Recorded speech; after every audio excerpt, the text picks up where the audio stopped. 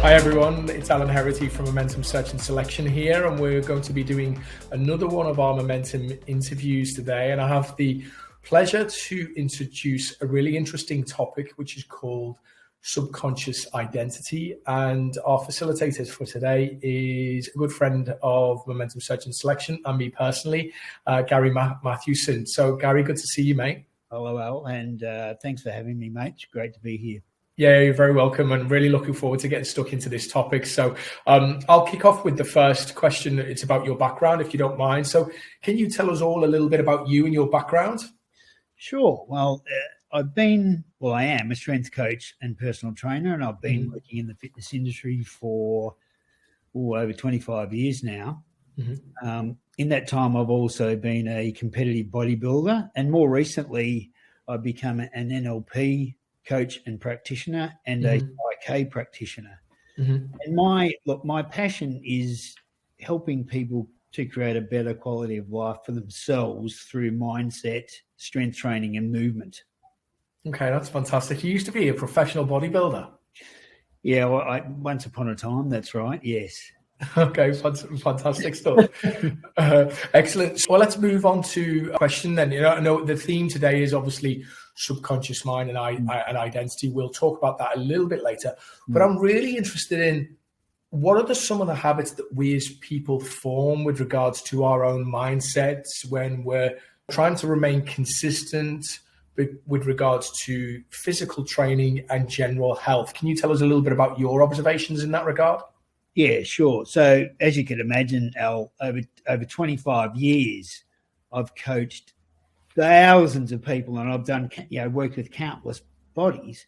And what I've witnessed is individuals would lose weight in most circumstances, or in most instances, and put it all back on and some. They'd start training, stop, stop, and they'd sort of go in this, in this sort of round and round in circles, just really chasing their tail and not anywhere.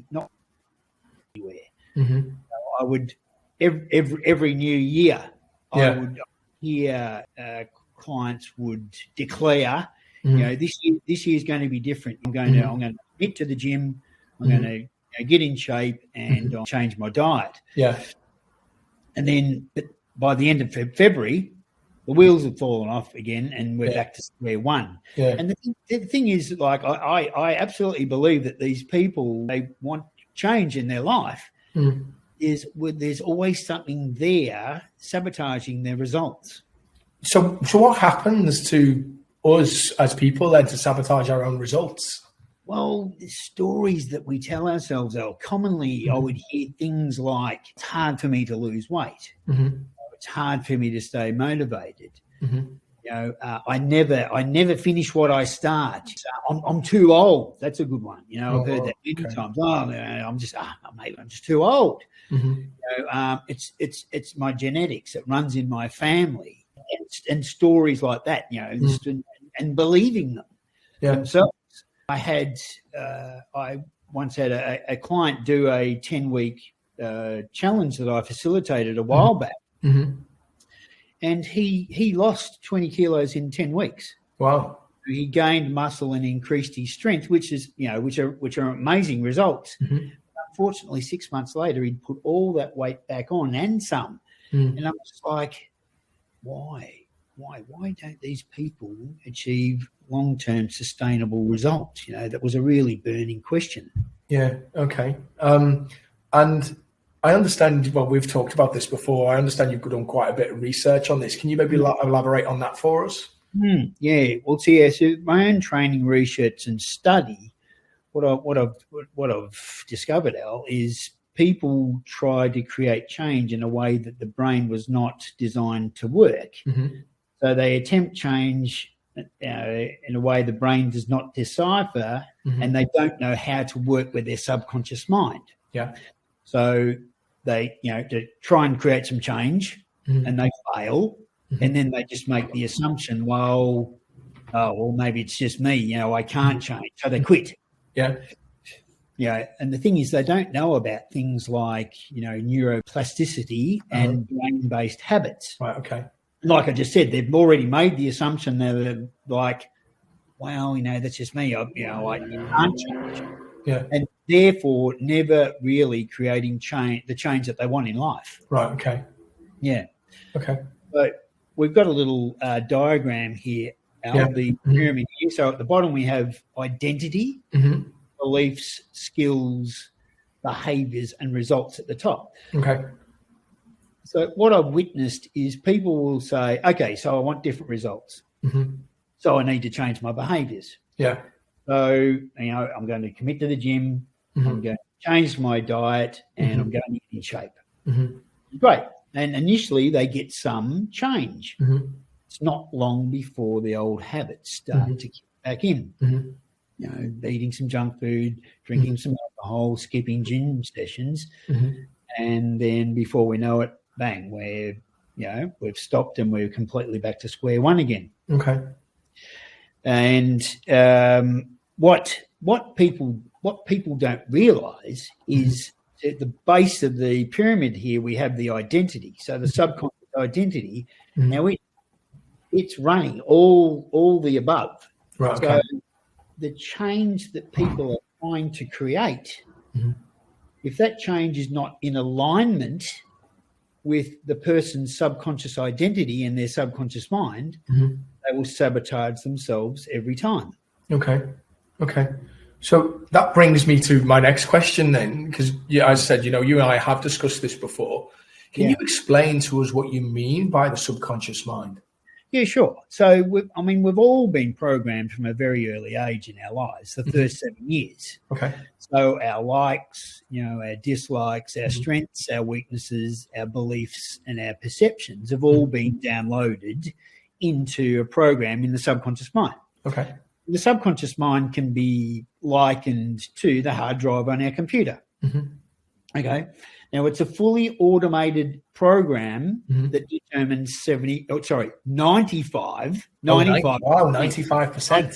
For pretty much all of our daily actions without no real, input from us. Yeah.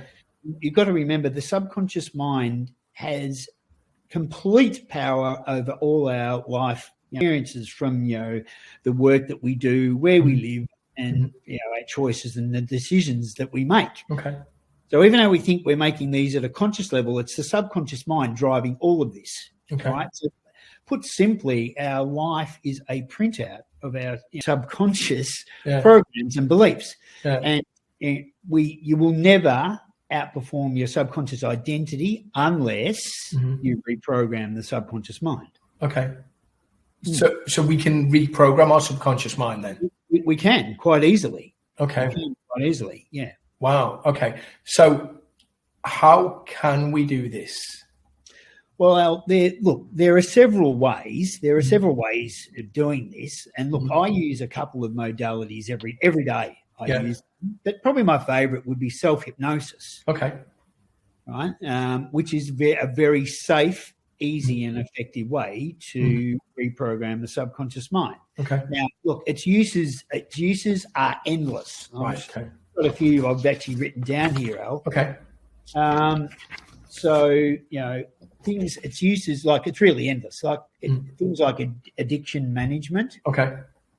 Fears, phobia, smoking, weight loss, habit management, and a big one is sports performance. It's highly used in professional sports. Wow. Athletes.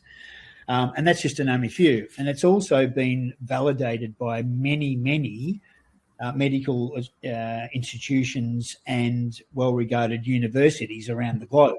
Okay, fantastic. And we can provide those lists of, associations to anybody who wants to hear more about this, because it's really quite a fascinating subject.